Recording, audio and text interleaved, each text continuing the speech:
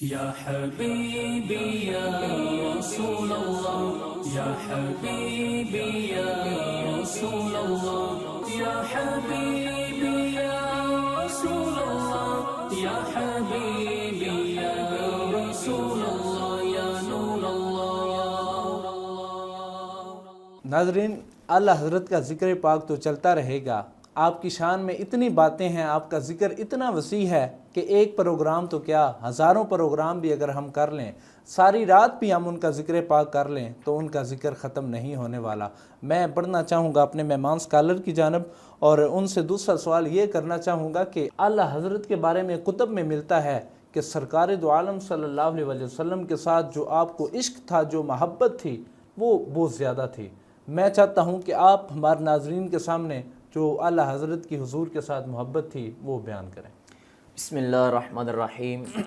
حسن رضا بھائی، اعلیٰ حضرت مجدد دین و ملت الشاہ امام احمد رضا خان فاضل بریلوی علیہ رحمہ، آپ وہ شخصیت تھے کہ ساری زندگی کریم آقا علیہ الصلوۃ والسلام کی محبت کے اندر آپ نے بسر کر دی، سبحان اللہ، فنا فی الرسول ہو کر آپ نے زندگی بسر کی، سبحان اللہ، حتیٰ کہ جب آپ کا آخری وقت آیا تو آپ نے اپنے مریدین کو اکٹھا کیا ٹھیک، اور فرمایا کہ لوگوں میری تم قبر اتنی گہری کھودنا تاکہ میں اپنی قبر کے اندر کھڑا ہو سکوں۔ واہ واہ واہ، تو لوگوں نے پوچھا کہ اس کی کیا وجہ ہے؟ تو آپ نے فرمایا کہ اس کی وجہ یہ ہے کہ ہمارا یہ عقیدہ اور ایمان ہے کہ جب ہم قبر کے اندر جائیں گے، قبر میں ہمارے آقا تشریف لے کے آئیں گے، تو میں چاہتا یہ ہوں کہ جب میری قبر کے اندر میرے آقا تشریف لے کے آئیں تو میں کھڑے ہو کر اپنے نبی کا استقبال کروں۔ واہ واہ واہ، کیا بات ہے، کیا یہ تھی میرے اعلیٰ حضرت کی محبت، جذبہ عشق مصطفیٰ، جذبہ ادب مصطفیٰ۔ سبحان اللہ، اور آپ ایک دن مدینہ کی گلیوں سے گزر رہے تھے، ٹھیک، گزرتے گزرتے آپ کے پاؤں کے اندر کانٹا چبھ گیا، تو آپ نے پاؤں سے کانٹے کو نکال کر سینے کے ساتھ لگایا، ٹھیک، چوم کر سینے کے ساتھ لگایا اور کہا کہ اے خار دیار نبی، ہاں ہاں ہاں، پاؤں سے ہے کیا مطلب تجھے؟ ہاں ہاں، اے خار دیار نبی، پاؤں سے ہے کیا مطلب تجھے؟ آسینے سے لگ جا میری جان، میرے دل میں ہے راستہ تیرا۔ سبحان اللہ، سبحان اللہ، کیا بات، یہ تھی میرے اعلیٰ حضرت مجدد دین و ملت الشاہ امام احمد رضا خان فاضل بریلوی علیہ رحمہ کیا کی بات، محبت۔ کیا بات ہے، اور کتنا ادب تھا میرے کریم آقا علیہ السلام کا کہ ایک دن ایک سائل آپ کے پاس آیا اور کہنے لگا حضور میں آپ سے ایک سوال پوچھنا چاہتا ہوں۔ ٹھیک، تو آپ نے فرمایا کہ بتا کیا پوچھنا چاہتے ہو؟ تو وہ سائل کہنے لگا کہ میں پوچھنا یہ چاہتا ہوں کہ اگر کریم آقا علیہ السلام کے کپڑوں کو مٹی لگ جائے تو کیا ہم حضور کے کپڑوں کو میلا کہہ سکتے ہیں؟ ٹھیک، تو آپ نے جب یہ بات سنی تو آپ جلال کے اندر آ گئے، آپ کا چہرہ مبارک غصے سے سرخ ہو گیا۔ آپ نے فرمایا کو سوال کرنے والے سن، جس نے بھی میرے کریم آقا علیہ السلام کے کپڑوں کو میلا کہا اس نے میرے نبی کی گستاخی کی ہے، میرے نبی کی توہین کی ہے، میرے نبی کی بے ادبی کی ہے۔ تو سوال کرنے والے نے پوچھا حضور اگر کپڑوں کو مٹی لگ ہی جائے تو پھر کہنا کیا چاہیے؟ تو آپ نے فرمایا، جملہ سنیے گا میرے اعلیٰ حضرت کا، سبحان اللہ، آپ نے فرمایا کہ اگر حضور کے کپڑوں کو مٹی لگ ہی جائے تو پھر یہ نہ کہا جائے کہ حضور کے کپڑے میلے ہو گئے ہیں، بلکہ یہ کہا جائے کہ مٹی نے دامن مصطفیٰ میں پناہ لے رکھی ہے۔ اللہ اکبر، کیا بات، یہ کہا جائے کہ مٹی نے دامن مصطفیٰ میں پناہ لے رکھی ہے۔ یہ تھی میرے اعلیٰ حضرت کی محبت،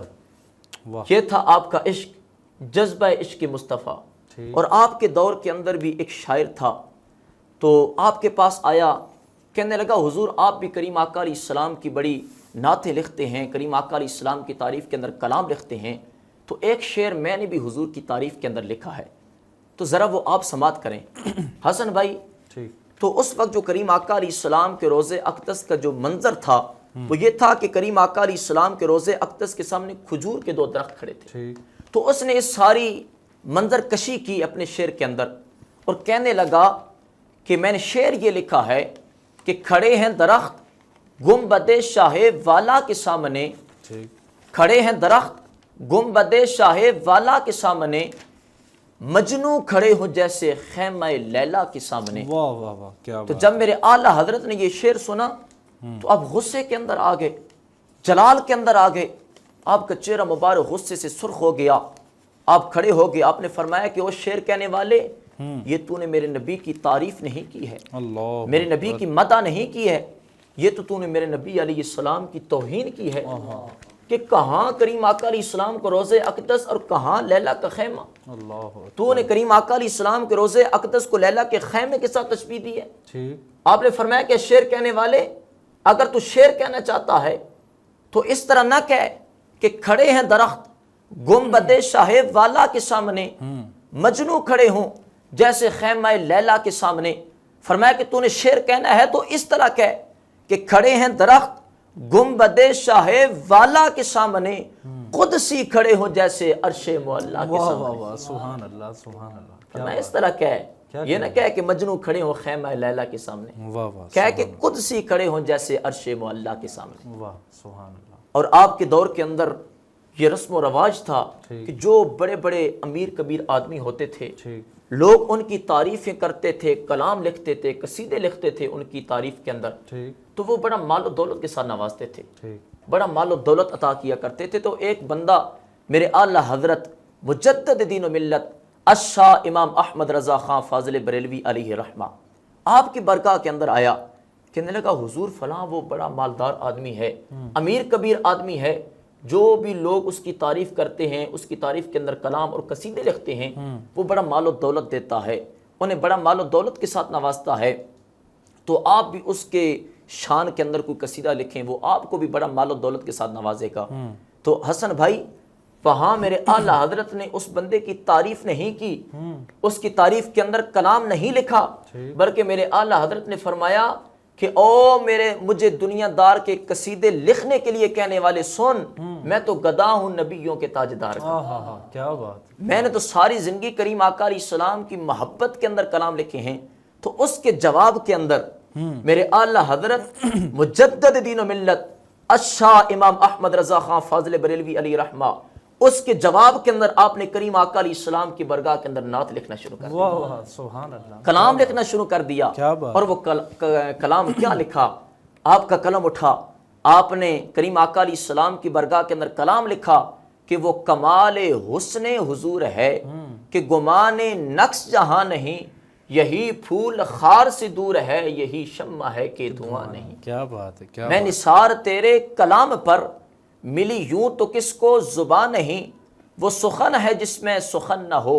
وہ بیان ہے جس کا بیان نہیں، واہ واہ، تیرے آگے یوں ہیں دبے لچے فصحا عرب کے بڑے بڑے، کوئی جان منہ میں زبان نہیں بلکہ جسم میں جان نہیں، واہ واہ، وہی لا مکان کے مکی ہوئے، سر عرش تخت نشیں ہوئے، وہ نبی ہے جس کے ہیں یہ مکان،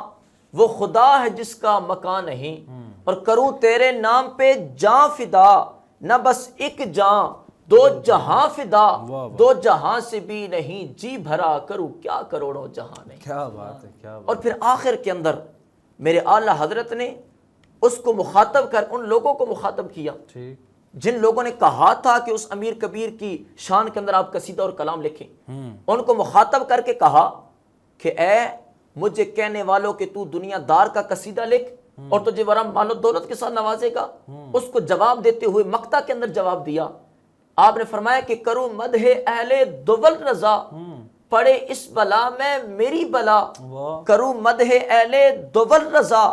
پڑے اس بلا میں میری بلا، میں گدا ہوں اپنے کریم کا، میرا دی پارا انا نہیں۔ واہ واہ واہ، کیا بات، فرمایا میں تو اپنے نبی کا گدا ہوں، سبحان اللہ، کیا بات، میں تو کریم آقا علیہ السلام کا غلام ہوں، ساری زندگی حضور کی محبت کے اندر بسر کر دی، حضور کی تعریف کرتے کرتے بسر کر دی۔ یہ تھے میرے اعلیٰ حضرت مجدد دین و ملت الشاہ امام احمد رضا خان فاضل بریلوی علیہ رحمہ، اور یہ تھا ان کا جذبہ عشق مصطفیٰ، یہ تھا ان کا جذبہ ادب مصطفیٰ۔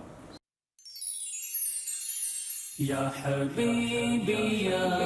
رسول اللہ، یا حبیبی یا رسول اللہ، یا حبیبی یا رسول اللہ، یا حبیبی